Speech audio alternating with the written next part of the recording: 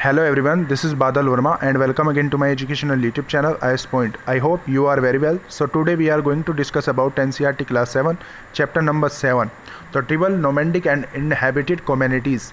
तो आज के इस चैप्टर में हम देखने वाले हैं जनजातीय खानाबदोश और एक जगह बसे हुए समुदाय के बारे में।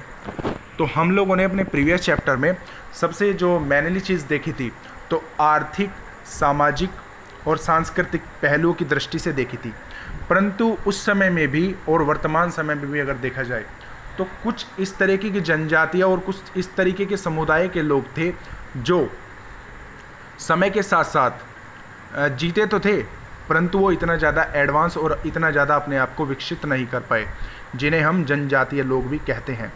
तो देखिए, तो जैसा कि हमने अध्याय 2, 3, 4 में देखा कि किस प्रकार राज्यों का उत्थान और पतन हुआ, इस उठापटक के बीच ही कलाओं, दस्तकारियों और उत्पादक गतिविधियों की नई किस्में शहरों और गांवों में फल फूल रही थी।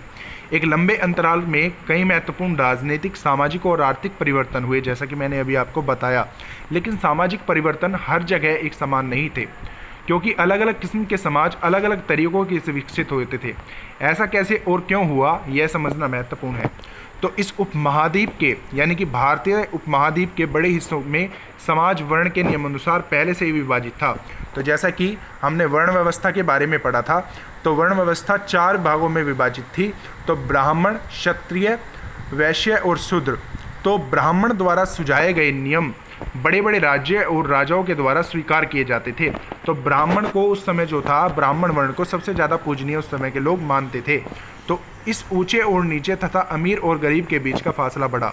तो दिल्ली के सुल्तानों और मुगलों के काल में श्रेणीबद्ध समाज ज़्यादा जटिल हो गया था, क्योंकि हमने प्राचीन भारत के इतिहास में वर्ण व्यवस्था देखी थी, परंतु जब हमने मुग़ल साम्राज्य के बारे में पढ़ा और दिल्ली के सुल्तानों के बारे में पढ़ा तो हमने देखा कि जातियाँ जो थी वो अब उपजातियों में बंटने लगी थी। तो जैसा कि हमने चोल, चेरा, पांड्य और चौहानों राजवंशों के बारे में, काफ़ी सारे जो राजवंश थे उनका नए नए राजवंशों के जो विस्तार थे, यानी कि जातियाँ जो थी अब उपजातियों में जो थी वो परिवर्तित होती रही थी। ऑलराइट, तो बड़े शहरों से परे जनजातीय समाज। तो जनजातीय एक सामाजिक समुदाय होता है जो राज्य की सीमाओं के बाहर रहते हैं। तो देखिए, तो आज वर्तमान समय में काफ़ी सारे राज्य हमारे ऐसे हैं जो राज्य की सीमाओं में राज्यों की सीमाओं के बाहर वो लोग रहते हैं, और कुछ पहाड़ी इलाके भी इस तरीके के हैं जहाँ पर काफ़ी ज़्यादा जनजातीय लोग रहते हैं। ऑलराइट, तो देखते हैं अब अल्तबा दूसरे तरह के समाज के भी उसमें समय मौजूद थे। उपमहाद्वीप यानी कि भारतीय सबकॉन्टिनेंट्स यानी कि इंडियन सबकॉन्टिनेंट्स के कई समाज ब्राह्मणों द्वारा सुझाए गए सामाजिक नियमों और कर्मकांडों को ही नहीं मानते थे, और न ही वे कई असमान वर्गों में विभाजित थे। अक्सर ऐसे समाजों को जनजातीय कहा जाता था। तो यानी कि जो न तो किसी भी मतलब ब्राह्मणों के द्वारा सुझाई गई बातों को ना मानना और समाजों के द्वारा बताए गए उनके नियमों का पालन न करना, तो इस तरीके के लोगों को जनजातीय लोग कहा गया है। ऑलराइट, तो प्रत्येक जनजाति के सदस्य नातेदारी के बंधन से जुड़े होते थे, और कई जनजातियाँ खेती से अपना जीविका उपार्जन करते थे। तो कुछ दूसरी जनजाति के लोग शिकारी, संग्राहक या पशुपालक थे, जैसा कि हमने आरंभिक मानव के बारे में पढ़ा था। तो आरंभिक मानव क्या था? तो एक कुशल संग्राहक था वो। तो कुशल संग्राहक क्यों कहा गया था? तो कुशल संग्राहक क्योंकि वो जंगल की विशेष संपदाओं से परिचित था और जानवरों का शिकार करके वो और पशुपालन से ही अपनी जीवनचर्या को ही चलाता था। ऑलराइट, तो वे अपने निवास स्थान के प्राकृतिक संसाधनों का पूरा इस्तेमाल करने के लिए इन गतिविधियों का भी मिला जुला रूप अपनाते थे। कुछ जनजातीय खानाबदोश, यानी कि खानाबदोश एक शब्द आया है, तो खानाबदोश एक समुदाय का सदस्य होता है जो किसी ना किसी नियत बस्ती के होते हैं और जो अक्सर एक ही स्थान या एक ही क्षेत्र पर रहते हैं, यानी कि एक ही स्थान और एक ही क्षेत्र पर रहकर ही अपने जो जीवन है वो अपनी जीवनचर्या को चलाते हैं, तो उसे खानाबदोश कहते हैं। तो और भी वे एक जगह से दूसरी जगह घूमते रहते थे। तो जनजातीय समूह संयुक्त रूप से भूमि और चरागाहों पर नियंत्रण रखते थे और अपने खुद के बनाए नियमों के आधार पर परिवारों के बीच इनका बंटवारा करते थे। ऑलराइट, तो इस उपमहाद्वीप यानी कि इंडियन सबकॉन्टिनेंट्स के विभिन्न हिस्सों में कई बड़ी जनजातियाँ फली फूली। सामान्यतः ये जंगलों, पहाड़ों, रेगिस्तानों और दूसरी दुर्गम जगहों पर निवास करती थी। कभी कभी जाति विभाजन पर आधारित अधिक शक्तिशाली समाजों के साथ उनका टकराव भी होता था। कई मायनों में इन जातियों ने अपनी आज़ादी को बरकरार रखा और अपनी अलहदा संस्कृति को बचाया। तो कौन सी संस्कृति को बचाया इन्होंने? अलहदा। तो कौन सी संस्कृति के लोग थे? अलहदा संस्कृति के लोग। तो लेकिन जाति आधारित और जनजातीय समाज दोनों ही में अपनी विविध किस्म की ज़रूरतों के लिए एक दूसरे पर निर्भर भी रहे। टकराव और निर्भरता के इस संबंध ने दोनों तरह के समाजों में धीरे धीरे बदलने का काम भी किया। तो अब देखिए, तो उपमहाद्वीप का एक भौतिक मानचित्र लेकर वह इलाके बताइए जहाँ पर जनजातीय लोग रहते थे, जिसके बारे में हम अभी इसी चैप्टर में चर्चा करेंगे। तो देखिए, जनजातीय लोग कौन थे? तो समकालीन इतिहासकारों यानी कि हिस्टोरियन और मुसाफिरों ने जनजातियों के बारे में बहुत कम जानकारी दी है। कुछ अपवादों को छोड़ दे तो जनजातीय लोग भी लिखित दस्तावेज नहीं लिखते थे। जैसे कि हमने आरंभिक मानवों के बारे में पढ़ा था, तो आरंभिक मानव जब धीरे धीरे विकसित हुआ तो कुछ जैसे महत्वपूर्ण व्यक्ति हुआ करते थे, उस समय के जो राजा हुआ करते थे, शासक हुआ करते थे, तो वही अपने लिखित दस्तावेज या अभिलेखों को खुदवाया करते थे। परंतु जो पशुपालक होते थे वे इस तरीके के दस्तावेज या अपनी मैन्युस्क्रिप्ट या इंस्क्रिप्शन नहीं छपवाते थे। ऑलराइट, तो यही कारण है कि आज प्राचीन भारत के इतिहास के बारे में और पशुपालकों के बारे में हम लोगों को कम ही जानकारी प्राप्त है। तो लेकिन समृद्ध रीति रिवाजों और वांछित मौखिक परंपराओं का वे संरक्षण करते थे। ये परंपराएं हर नई पीढ़ी को विरासत में मिलती थी और आज के इतिहासकार जनजातियों को इतिहास लिखने के लिए इन वांछित परंपराओं का इस्तेमाल करने लगे। तो जनजातीय लोग भारत के लगभग हर क्षेत्र में पाए जाते हैं। किसी भी एक जनजाति का इलाका और प्रभाव समय के साथ साथ बदलता रहता था। तो कुछ शक्तिशाली जनजातियों का बड़े इलाकों पर नियंत्रण था, जैसे कि पंजाब में खोखर जनजाति 13वीं और 14वीं सदी के दौरान बहुत प्रभावशाली थी। यहाँ बाद में गखकर लोग ज़्यादा महत्वपूर्ण हो गए। उनके मुखिया कमाल खान गखकर को बादशाह अकबरों ने मनसबदार बनाया था। मुल्तान और सिंध में मुग़लों द्वारा अधीन कर ली गई जाने पर पहले लगाहा और अरुधा लोगों का प्रभुत्व अत्यंत विस्तृत क्षेत्र पर था। उत्तर पश्चिम, तो देखिए, तो उत्तर पश्चिम में एक और विशाल और शक्तिशाली जनजाति भी बलोच। ये लोग अलग अलग मुखिया वाले कई कई छोटे कुलों में बांटे गए थे। तो उत्तर पश्चिम, तो जैसा कि आप लोग जानते हैं कि उत्तर पश्चिम का हमारा ये इलाका बैठता है। तो इसमें बलोच एक जगह का नाम बताया गया है। तो देखते हैं, तो ये बलूची, तो आप देख पा रहे हैं कि उत्तर पश्चिम ये इलाका हमारा जो है वो पड़ता है। तो देखिए अब क्या बताया गया है। तो उस समय में इन लोगों को कुलों में बांट दिया जाता था। तो अब देखिए कुल किसे कहा गया है। तो परिवार या घरों को एक ऐसे समूह को कुल कहते हैं जो एक ही पूर्वज की संतान होने या का दावा करते हैं। जनजातीय संगठन प्राय नातेदारी या कुल संबंधी निष्ठा पर आधारित होते थे। ऑलराइट, तो पश्चिमी हिमाचल में गडरिया की जनजाति रहती थी। उपमहाद्वीप में सुदूर उत्तर पूर्वी भाग में पर भी नागा, अहोम और कई दूसरी जनजाति का पूरी तरह प्रभुत्व था। तो उत्तर पूर्वी में अहोम और नागा, तो देखिए, तो उत्तर पूर्व की ओर, तो उत्तर पूर्वी की ओर ये आप अहोम देख पा रहे होंगे और नागा, तो इस तरीके की जनजातियों का भी पूरी तरीके से प्रभुत्व था। तो अब देखते हैं, मौजूदा बिहार और झारखंड के कई इलाकों में 12वीं सदी तक चेर सदाशाहियों का उदय हो चुका था। बादशाह अकबर के प्रसिद्ध सेनापति राजा मान सिंह ने 1591 में चेर लोगों पर हमला किया था। तो देखिए, तो ये भी काफ़ी ज़्यादा इम्पोर्टेंट पॉइंट है कि बादशाह अकबर के प्रसिद्ध सेनापति का नाम राजा मान सिंह था, जो कि 1591 में चेर लोगों पर जिसने हमला किया था। ऑलराइट, तो आप ये अपने नोट्स में नोट कर लेना। उन्हें परास्त किया और उनको लूटकर अच्छा खासा माल इकट्ठा कर लिया, लेकिन वे पूरी तरह से अधीन बनाए गए और औरंगजेब के समय में मुगलों सेनाओं ने चेर लोगों के कई किलों पर कब्जा किया और इस जनजातियों को अपना अधीनस्थ बना लिया। इस क्षेत्र में रहने वाली महत्वपूर्ण जनजातियों में मुंडा और संताल थे। तो कौन कौन से थे? मुंडा और संताल। यद्यपि ये उड़ीसा और बंगाल में रहते थे।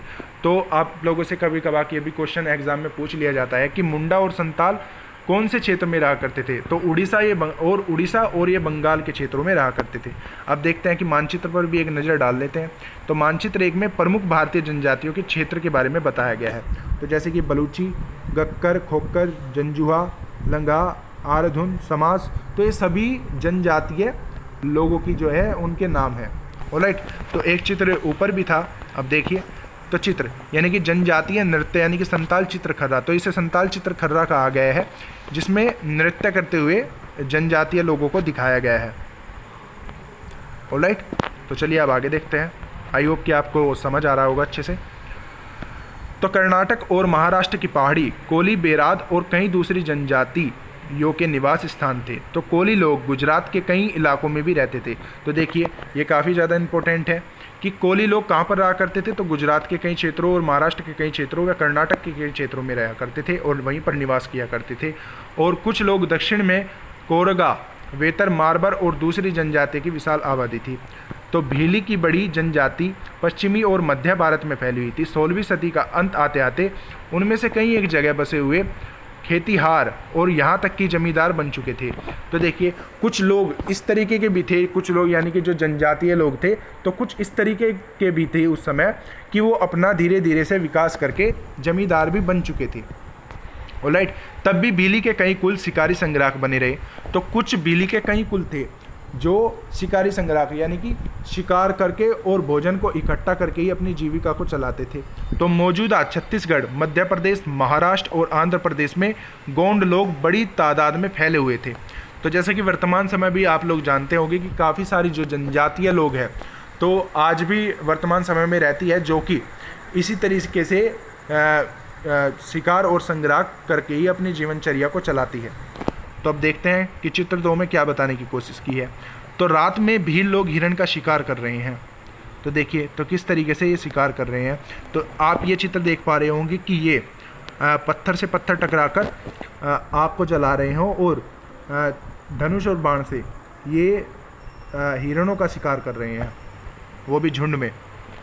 ऑलराइट, तो खाना बदोश और घूमतू लोग कैसे रहते थे। तो खाना बदोश के बारे में अब देख लेते हैं। तो खाना बदोश चरवाहों अपने जानवरों के साथ दूर दूर तक घूमते थे। उनका जीवन दूध और अन्य पशुचारी उत्पादों पर निर्भर था। वे खेती, हर गृहस्थों पर अनाज, कपड़े, बर्तन और ऐसी ही। अब देखिए कि चित्र 3 में हमें क्या दिखाया गया है। तो इसमें हम देख सकते हैं अनाज को भी देख सकते हैं और काफ़ी सारे इस तरीके के मतलब चीज़ें भी हैं कि वो इकट्ठा करते हुए हमें दिखाई पड़ रहे हैं। तो देखिए तो घूमतू व्यापारी की श्रृंखला भारत के बाहरी दुनिया से जोड़ती है, जहाँ मेवा इकट्ठा करके उसे ऊँटों पर लादा जा रहा है। मध्य एशिया के व्यापारी ऐसी वस्तुएं भारत लाते थे और बंजारे और अन्य व्यापारी उन्हें स्थानीय बाज़ारों तक पहुँचाते थे। तो देखा आपने। अब देखते हैं कि चीज़ों के लिए ऊन, घी इत्यादि विनिमय भी करते थे। कुछ खाना बदोश अपने जानवरों पर सामानों की ढुलाई का काम भी करते थे। एक जगह से दूसरी जगह आते जाते हुए सामानों की खरीदों को फरोख्त करते थे। तो बंजारा लोग सबसे महत्वपूर्ण व्यापारी खाना बदोश थे। तो उस समय के कौन से लोग सबसे ज़्यादा महत्वपूर्ण खाना बदोश थे, तो बंजारा। तो अब देखिए उनका कारवा यानी कि टांडा कहलाता था। उनका कारवा क्या कहलाता था, टांडा। तो सुल्तान अलाउद्दीन खिलजी, जिसके बारे में हमने अध्याय 3 में पढ़ा, तो बंजारों का ही एक इस्तेमाल नगर के बाज़ारों तथा अनाज की धुलाई के लिए करते थे। तो बादशाह जहांगीर ने अपने स्मरणों में लिखा है कि बंजारे विभिन्न इलाकों से अपने बैलों पर अनाज ले जाकर शहरों में बेचते थे। सैन्य अभियान के दौरान वे मुगल सेनाओं के लिए खदानों की ढुलाई का काम भी किया करते थे। किसी भी विशाल सेना के लिए वो 1 लाख बैल अनाज ढोते होंगे। ऑलराइट, तो अब देखिए खाना बदोश और वर्णनशील समूह। तो खाना बदोश घूमतू लोग होते हैं, उनमें से कई पशुचारी होते हैं और जो अपने रेवड़ और पशु वृंद के साथ एक चारागाह से दूसरे चारागाह घूमते रहते हैं। इसी तरह दस्तकार, फेरीवाल और नर्तक, गायक और अन्य तबासबीन भ्रमणशील समूह अपना काम धंधा करते फिरते एक जगह से दूसरी जगह की यात्रा पर रहते हैं। खाना बदोश और भ्रमणशील समूह दोनों अक्सर उस जगह लौट कर आते हैं जहां उन्होंने पिछले साल दौरा किया था। तो अब देखिए तो बंजारों के बारे में हम देख लेते हैं। तो 17वीं शताब्दी के आरंभ में भारत आने वाले अंग्रेज व्यापारी पीटर मंडी ने बंजारों का वर्णन किया। तो सुबह हमारी मुलाकात बंजारों की एक टांडा से हुई जिसमें 14,000 बैल थे। सारे पशु गेहूं और चावल जैसे अनाजों से लदे हुए थे और ये बंजारे लोग अपनी पूरी घर गृहस्थी, बीवी और बच्चे अपने साथ लेकर चलते थे। एक टांडा में कई परिवार होते थे। उनका जीने का तरीका उन भारवाहकों से मिलता जुलता था जो लगातार एक जगह से दूसरी जगह जाते रहते थे। गाय बैल उनके अपने होते थे और कई बार वे सौदागरों द्वारा अपने अड्डे पर नियुक्त किए जाते थे। लेकिन ज़्यादातर वे खुद सौदागर होते थे और अनाज जहाँ सस्ता उपलब्ध होता था वहीं से वो खरीदते और उसे अलग जगह पर ले जाकर वहीं से महंगा बेच देते थे। वहाँ से वे फिर ऐसी चीज़ें लाद ले जाते थे जो 700 तक लोग हो सके। तो वे एक दिन में 6 या 7 मील से ज़्यादा सफ़र नहीं करते थे। यहाँ तक कि ठंडे मौसम में भी वे अपने गाय बैलों पर से सामान उतारने के लिए वे उन्हें चरने के लिए खुला छोड़ देते थे, क्योंकि यह ज़मीन पर्याप्त है और उन्हें रोकने वाला कोई नहीं है। तो पता करें कि आजकल गांवों और शहरों तक अनाज ले जाने का काम कैसे होता है। तो बंजारों के तौर तरीक़ों से यह किन मायनों से भिन्न यह सामान है। तो देखिए, आज वर्तमान समय में हम देखते ही होंगे कि अनाज काफ़ी ज़्यादा जो अनाज है वो सरकार या किसानों के द्वारा ही पहुंचाया जाता है। तो काफ़ी ज़्यादा वाहनों के ज़रिए भी अनाज को पहुंचाया जाता है, परंतु उस आज के समय में अगर देखा जाए तो बैलों का जो उपयोग है वो काफ़ी कम स्तर पर होने लगा है। ऑलराइट, तो ये अंतर है। अब देखते हैं कि आगे क्या बताने की कोशिश की गई है। तो कई पशुचारी जनजातियां मवेशी और घोड़े जैसे जानवरों को पालने पोसने और संपन्न लोगों के हाथ उन्हें बेचने का काम करती थी। छोटे मोटे फेरी वालों और विभिन्न जातियों भी एक ऐसे गांव और दूसरे गांव भ्रमण करती थी। ये लोग रस्सी, सरकंडे की चीज़ें, फूस की चटाई और मोटे बोरे जैसे माल बनाते थे और बेचते थे। तो कभी कभी भिक्षुक लोग भी घुमस्त सौदागरों का काम करते थे। नर्तक, गायकों और अन्य तबासीनों की भी जातियाँ थी जो विभिन्न नगरों में, गाँवों में कमाई के लिए अपनी कला का प्रदर्शन करती थी। तो जैसे कि आप वर्तमान समय में देखते भी होंगे कि कई गाँवों और कई शहरों में आप लोगों को जैसे कि पंखा और आसन बनाने वाले कई लोग मिलेंगे जो कि झोपड़ी और समूह में रहते हैं। तो इसी तरीके से वो व्यापार इसी तरीके से करते हैं। तो उनका कोई एक ठिकाना नहीं होता प्रॉपर तरीके से, मान लीजिए आप। तो वो जगह जगह पर या अलग अलग क्षेत्र पर अपना व्यापार करते हैं। तो जैसे कि आप ये देख पा रहे होंगे कि काश्या मगरमच्छ कट्टिया कोंड जनजातीय उड़ीसा का है। तो कौन सी जनजाति का है? तो कोंड। तो किस धातु से बना है? काश्य धातु से। ऑलराइट, तो अब आगे देखते हैं। तो बदलता समाज और नई जातियों और श्रेणी, जैसे जैसे अर्थव्यवस्था और समाज की ज़रूरतें बढ़ती गई, नए हुनर वाले लोगों की आवश्यकता पड़ी। वर्णों के भीतर छोटी छोटी जातियाँ उभरने लगी। उदाहरण के लिए ब्राह्मणों के बीच नई जातियाँ सामने आई। तो धीरे धीरे किसी, जैसे कि आपको पता है कि वर्ण व्यवस्था 4 तरीके की थी, यानी कि 4 भागों में बांटा गया था। धीरे धीरे से लोग जो थे अब उपजातियों में जो थे वो विभाजित होने लगे थे। अब देखिए तो किस तरीके से हुए थे। तो दूसरी ओर कई जनजातियाँ और सामाजिक समूह को जाति विभाजित समाज के शामिल कर लिया गया, उन्हें जाति का दर्जा दे दिया गया। विशेषज्ञता से शिल्पियाँ जैसे सुनार, लोहार, बढ़ई और राजमिस्त्रियों को भी ब्राह्मण द्वारा जातियों के रूप में मान्यता दे दी गई। वर्ण की बजाय जाति समाज के लिए संगठन का आधार बनी। अब देखिए, आप वर्तमान समय में देखते ही होंगे कि आज वर्ण व्यवस्था नहीं है हमारे देश में।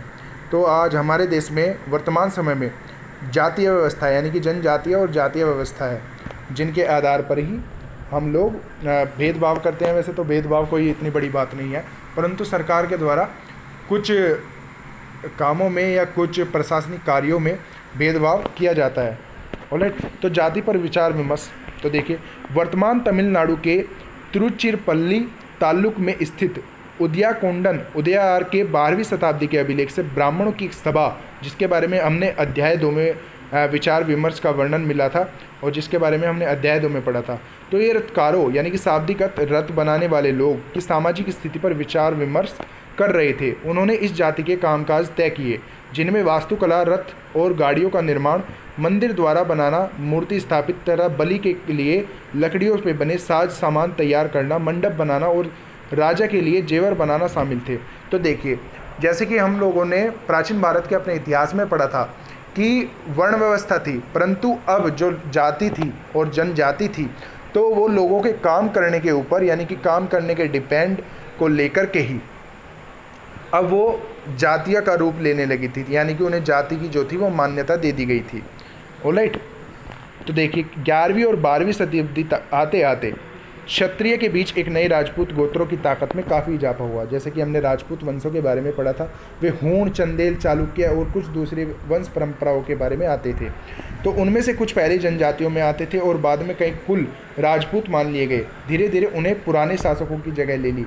विशेषतः कृषि वाले क्षेत्रों में यहाँ तक कई तरह के परिवर्तनों में रहे थे और शासकों ने शक्तिशाली राजाओं के निर्माण में अपनी संपदा का इस्तेमाल किया।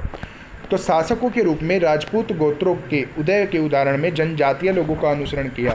धीरे धीरे ब्राह्मणों के समर्थक में कई जनजातीय जाति व्यवस्था का हिस्सा बन गई, लेकिन केवल प्रमुख जनजातीय परिवार के ही शासक वर्ग में शामिल हो पाई। उनकी बहुसंख्यक आबादी समाज की छोटी जातियों की ही जगह बना पाई। दूसरी तरफ पंजाब, सिंध और उत्तर पश्चिमी सरहद में प्रभुत्वशाली जनजातियों में काफ़ी पहले इस्लाम को अपना लिया गया था। वे जाति व्यवस्था को नकारते रहे और सनातनी हिंदू धर्म के द्वारा प्रस्तावित गैर बराबरी वाले सामाजिक व्यवस्था इन इलाकों में बड़े पैमाने पर स्वीकार नहीं की गई। तो राज्यों की उत्पत्ति जनजातीय लोगों के बीच हुए सामाजिक बदलाव के गहराई से संबंधित है और हमारे इतिहास में इस महत्वपूर्ण हिस्सों के 2 उदाहरण नीचे उल्लेखित है। तो देखिए, इसमें पूरा सारांश दे दिया गया है कि किस तरीके से जो जाति थी वो उपजातियों में परिवर्तित हुई। तो आप लोग जानते ही हैं कि शूद्रों में पहले से ही, यानी कि प्राचीन काल से ही उनमें भेदभाव देखने को मिलता था। तो कुछ शूद्र जो थे वो जनजातीय का थे, वो जीवन जीने लगे थे। ऑलराइट, तो आत्मसम्मान के लिए उन्होंने इस तरीके से अपना कार्य शुरू कर दिया। परंतु धीरे धीरे जिस तरीके से विवाद बढ़ते गए और प्रश्न उन पर उठते गए उनके शासन को लेकर और प्रशासन को लेकर, तो धीरे धीरे से इस तरीके से ही जाति और जनजातियों का जो था वो उदय हुआ। तो अब देख ही पा रहे होंगे कि चित्र 5 जो कि गोंड महिला है, तो स्थानीय जो कि गोंड महिला है। ऑलराइट, तो अब देखते हैं नज़दीक से एक नज़र। तो गोंड लोग गोंडवाना नामक विशाल वन प्रदेश में रहते थे। वे स्थानीय कृषि, यानी कि स्थानीय कृषि किसी वन प्रांत के पेड़ों और झाड़ियों के पहले काटा और जलाया जाता है, उसकी राख से ही फसल बो दी जाती है। जब यह ज़मीन अपनी उर्वरता खो देती है तब ज़मीन का दूसरा टुकड़ा साफ किया जाता है और इसी तरह की फसल को उगाई जाती है। ऑलराइट, तो अर्थात जगह बदलकर खेती करते थे। विशाल गोंड जनजातियाँ कई छोटी छोटी कुलों में भी बांटी गई हुई थी। प्रत्येक कुल का अपना राजा या राज्य होता था। जिस समय दिल्ली के सुल्तानों की ताकत घट रही थी तो उसी समय कुछ बड़े गोंड राज्य छोटे गोंड सरदारों पर हावी होने लगे थे। अकबर के शासनकाल के इतिहास में अकबरनामा में उल्लेखित की गई गढ़ कंटंगना के गोंड राज्य यानी कि 70,000 गाँव थे।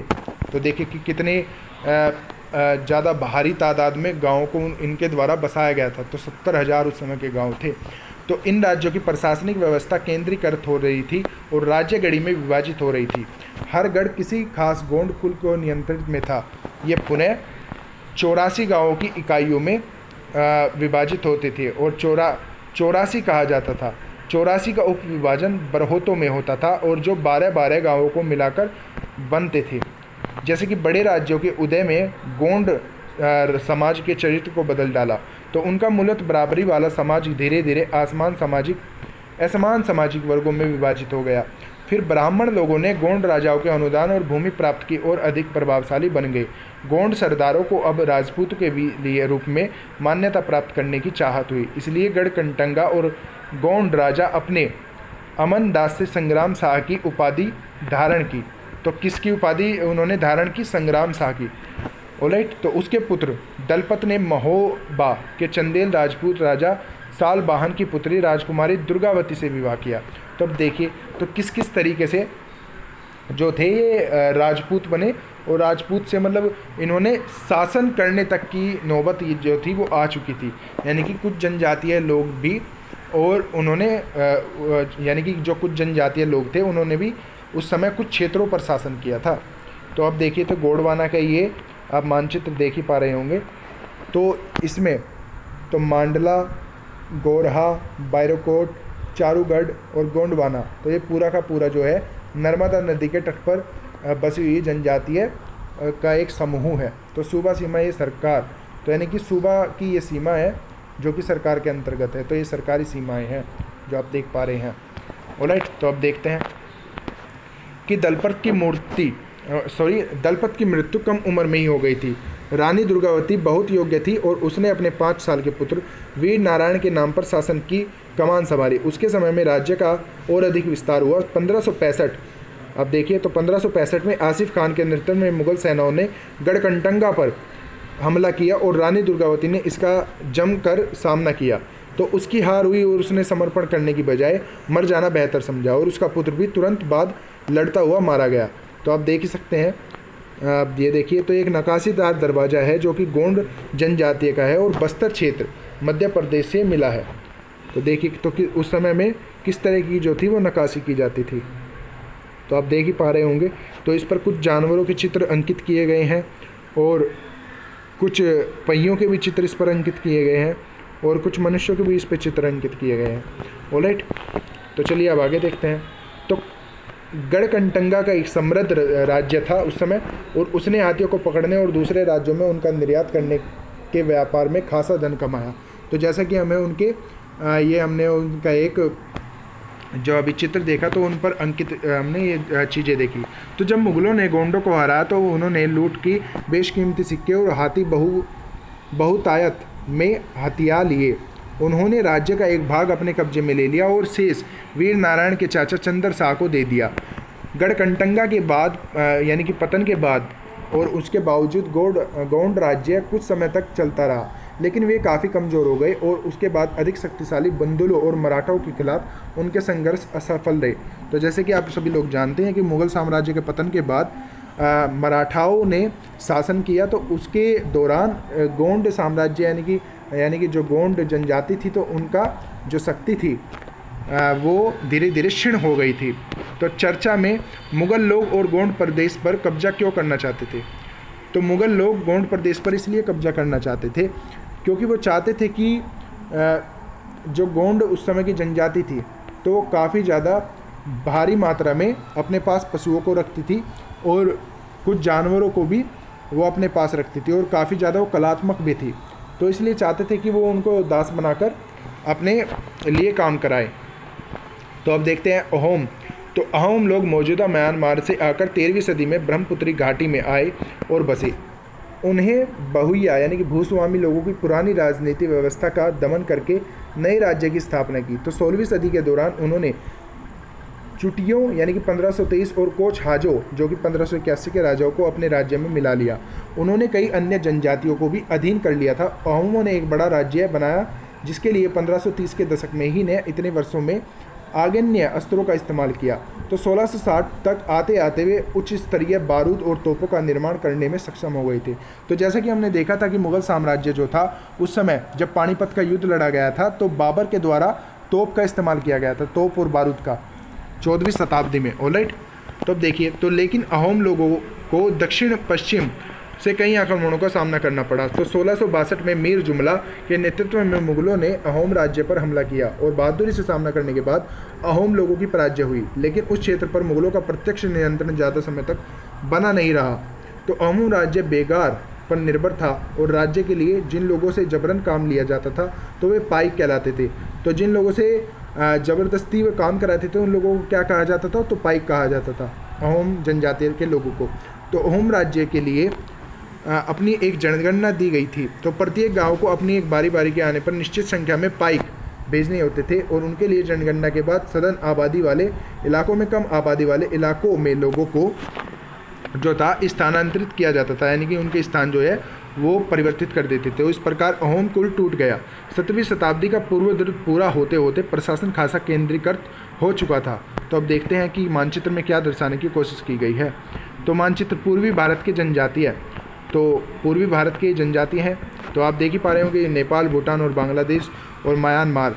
तो ये जो है हमारे पड़ोसी देश हैं जिसमें मिर्च, डफलास और चुटिया और काचिरिस और नागा और जनजाति है। तो ये काफ़ी सारी जो जनजाति है उस समय में उभरी थी। ऑलराइट, तो अब देखते हैं आगे। तो लगभग सभी वयस्क पुरुष युद्ध के दौरान सेना में अपनी सेनाएं प्रदान करते थे और दूसरे समय में वो बांध, सिंचाई व्यवस्था इत्यादि के निर्माण में अन्य सार्वजनिक कार्यों में जुटे रहते थे। अहोम लोग चावल की खेती के लिए नए तरीकों में अमल लाए थे। तो चावल की खेती के लिए भी ये नए तरीकों के जो थे वो टेक्निक लेकर आए थे। ऑलराइट, तो अहोम समाज कुलों में विभाजित थे और जिन्होंने खेल कहा जाता था तो अहोम समाज कुलों में विभाजित था जिन्हें क्या कहा जाता था? खेल। वहाँ दस्तकारों के बहुत कम जातियाँ थी। जिसलिए अहोम क्षेत्र के दस्तकार निकटवर्तीय क्षेत्रों से आए थे और एक खेल के नियंत्रण में पार्यक प्राय कई गांव होते थे और जिसका किसान को अपने ग्राम समुदाय के द्वारा जमीन दे दी जाती थी। तो समुदाय की सहमति के बगैर राजा तक इसे वापस नहीं ले सकता था। तो देखिए, तो उस समय समुदाय का जो था कितना ज़्यादा वो पावर हुआ करता था, जिससे कि राजा भी उनसे वो ज़मीन वापस नहीं ले सकता था उस समय। तो शुरुआत में अहोम लोग अपने जनजातीय देवताओं की उपासना करते थे, लेकिन 7वीं शताब्दी में पूर्ववर्ती में ब्राह्मणों के प्रभाव में बढ़ोतरी हुई। तो मंदिर और ब्राह्मणों को राजा के द्वारा भूमि अनुदानों में दी गई शिव सिंह यानी कि 1714 से लेकर 1744 तक के काल में हिंदू धर्म वहाँ का प्रधान धर्म बन गया था। लेकिन अहोम राजाओं ने हिंदू धर्म को अपनाने के बाद अपनी पारंपरिक आस्थाओं को पूरी तरह से नहीं छोड़ा था। ठीक है, तो आप देखिए, तो कान के आभूषण कबोई नागा जनजातीय मणिपुर, तो जो कि मणिपुर के जनजातीय लोगों के कान के आभूषण हैं। तो देखिए, तो किस तरीके के आभूषणों का उन्होंने निर्माण किया था और किस तरीके के वो आभूषण पहना करते थे। ऑलराइट, तो चलिए अब आगे देखते हैं। तो अहोम साम्राज्य के एक नेतृत्व यानी कि अत्यंत परिष्कृत समाज था। तो कैसा समाज था? एक अत्यंत परिष्कृत समाज था। कवियों और विद्वानों के अनुदान में जमीन दी जाती थी। तो उस समय नाटकीय क्रम और प्रोत्साहन दिया जाता था। तो संस्कृत की महत्वपूर्ण कृतियों का स्थानीय भाषा में अनुवाद किया गया। फिर बुरंजगी नामक ऐतिहासिक कृतियों को पहले अहोम भाषा में और फिर असमिया में लिखा गया। असमिया जो कि आसाम में बोली जाने वाली भाषा है। ऑलराइट, तो ये देखिए, आपके विचार से मुगलों में अहोम प्रदेश में जीतने का प्रयास क्यों किया? तो देखिए, तो यही कारण रहा था कि अहोम को जीत कर के वो जो थे वो एक तरीके से उस समय, जैसे कि हमने मुग़ल साम्राज्य के बारे में पढ़ा था, तो मुग़ल साम्राज्य ने कई जातियों और जनजातियों को मुग़ल धर्म यानी कि उनके धर्म परिवर्तन करने के लिए भी बल दिया था। तो वो चाहते थे कि अधिक से अधिक लोग मुग़ल यानी कि इस्लाम धर्म को अपनाएं। तो अधिकतम जो उनकी कोशिश रहती थी, तो जनजातीय लोगों पर भी इस तरीके की कोशिश रहती थी कि वो ज़्यादा से ज़्यादा लोग पहले तो धर्मों को अपनाएं यानी कि इस्लाम धर्मों को अपनाएं और फिर उनके लिए वो दास के रूप में बनकर काम करें। ऑलराइट, तो अब देखते हैं निष्कर्ष। जिस युग की हम चर्चा करते आए हैं उस युग के दौरान उपमहाद्वीप यानी कि भारतीय उपमहाद्वीप में काफ़ी सामाजिक परिवर्तन हुआ। वर्ण आधारित समाज और जनजातीय लोग एक दूसरे के साथ लगातार संपर्क में आते रहे। इस आदान प्रदान ने दोनों तरह के समाजों में अनुकूल और बदलाव की प्रक्रिया चलाई और बहुत से विभिन्न प्रकार के जनजातीय थी और उन्होंने विभिन्न प्रकार की जीविका अपनाई थी उस समय। तो जैसा कि हमने देखा और जैसा कि हमने अपने पूरे चैप्टर में समझने की भी कोशिश की, तो इस पूरे चैप्टर में हमने जाति और वर्ण से लेकर जनजातीय किस तरीके से बनी और जनजातीय लोगों ने किस तरीके से शासन किया और फिर किस तरीके से उनका पतन हुआ और फिर से किस तरीके से उनका विस्तार हुआ, तो ये सभी तमाम बारे में हमने चर्चाएं की। तो अब देखिए, तो क्या बताने की कोशिश की है, तो कालांतर में उनमें ऐसे कई जातीय आधारित समाज में शामिल हो गई, लेकिन कई जातियों में व्यवस्था में सनातनी हिंदू धर्म दोनों ही नकार दिए। कुछ जनजाति से सुसंगठित प्रशासनिक व्यवस्था वाले विस्तृत राज्यों की स्थापना करी। इस तरह से राजनीतिक रूप से ताकतवर हो गए और उन्होंने बेहतर और अधिक जटिल राज्यों और साम्राज्यों के साथ संघर्ष की स्थिति में ला खड़े किया। तो देखिए, तो काफ़ी ज़्यादा मुग़लों का ये भी कारण था कि वो उन पर इसलिए भी कब्जा करना चाहते थे क्योंकि वो उससे भी डरते थे, यानी कि उस चीज़ से भी डरते थे कि कहीं ये अपने साम्राज्य को बढ़ा करके यानी कि अपने जनजातीय विस्तार को बढ़ा करके कहीं ये हम पर ही हमला न बोल दे। तो वो उन्हें अपने अधीन करना चाहते थे, परंतु वो इस काम में भी असफल ही रहे। परंतु फिर धीरे धीरे से मुग़लों का जो था वो धीरे धीरे से पतन हो गया था। फिर ईस्ट इंडिया कंपनी आ गई थी, जैसा कि आप लोग जानते ही हैं और जैसा कि हमने प्रीवियस चैप्टर्स में भी चर्चाएँ की। तो अब देखिए मंगोल, तो मंगोल के बारे में देखते हैं। तो अपने एटलस में मंगोलिया ढूंढिए। इतिहास के सबसे प्रसिद्ध पशुचारी और शिकारी संग्राहक जनजाति मंगोलों की थी। तो सबसे प्रसिद्ध जनजाति कौन सी थी? तो मंगोलों की। वे मध्य एशिया की घास के मैदानों यानी कि स्टेपी और थोड़ा उत्तर की ओर के वन प्रांतों में बसे हुए थे। तो 1206 में चंगेज खान ने मंगोल और तुर्की जनजातियों में एकता पैदा करके उनके एक शक्तिशाली सैन्य बल में बदल डाला। तो देखिए किस तरीके से शक्तिशाली सैन्य बल में उसने यानी कि चंगेज खान ने किस तरीके से वो जनजातीय लोगों को बदला था और फिर उसी से काम लेकर के उसने पूरे उपमहाद्वीप और हमारे पूरे महाद्वीप पर उसने कब्जा किया था। यानी कि हमने जैसे अपने प्रीवियस चैप्टर में पढ़ा कि जो मुग़ल साम्राज्य था तो उसने सबसे जो मेन चीज़ उसकी देखी गई थी तो उसकी सैन्य ताकत से ही वो पूरे उपमहाद्वीप और पूरे महाद्वीप पर वो अपना शासन कर पाया था। तो अब देखिए, तो अपनी मृत्यु के समय 1227 में एक सुव्यवस्थित प्रदेश का शासक था। उसके उत्तराधिकारी ने एक विशाल साम्राज्य खड़ा किया और फिर अलग अलग समय में उसके अंतर्गत रूस, पूर्वी यूरोप और चीन तथा मध्य पूर्व का खासा बड़ा हिस्सा शामिल था। मंगोलों के पास सुसंगठित सैन्य व प्रशासनिक व्यवस्थाएं थी। वे विभिन्न जातीय और धार्मिक समूहों के समर्थन पर आधारित थी। ऑलराइट, तो अब देखिए, तो इसी के साथ आज का हमारा ये चैप्टर ख़त्म होता है। तो आज के हम 20 शब्दों पर थोड़ा नज़र डाल लेते हैं कि कौन कौन से शब्दों का आज हमने उपयोग किया। तो वर्णों के बारे में हमने देखा, जातियों के बारे में देखा, तो टांडा के बारे में हमने देखा जो कि एक जनजातीय का नाम है। गढ़ के बारे में देखा, 84 के बारे में देखा, तो 84 यानी कि जब कुलों को यानी कि बांट दिया जाता था तो जो कुल होते थे वो 84 गाँवों में बन जाते थे एक तरीके से, फिर उन्हें 12-12 के उसमें बांट दिया जाता था। बरहोत, भुवई, पाइक के बारे में देखा, खेल के बारे में देखा किस जनजाति को कहते हैं, बुर्जी के बारे में देखा और जनगणना के बारे में देखा। तो आज के इस चैप्टर में तमाम इन शब्दों का उपयोग हमने लोगों ने किया। तो आई होप कि ये आपको अच्छे से चैप्टर समझ आ गया होगा। और इसी के साथ आज का ये हमारा चैप्टर ख़त्म होता है। अगर आपको ये वीडियो अच्छी लगी है तो वीडियो को लाइक, शेयर, कमेंट करना न भूलें। और अगर अभी तक आपने हमारे यूट्यूब चैनल को सब्सक्राइब नहीं किया तो चैनल को सब्सक्राइब कर लीजिए, जिससे आपको हमारी ये वीडियो के आने वाली नोटिफिकेशन सबसे पहले टाइम पर मिल जाए। इसी के साथ हैव ए गुड डे। जय हिंद।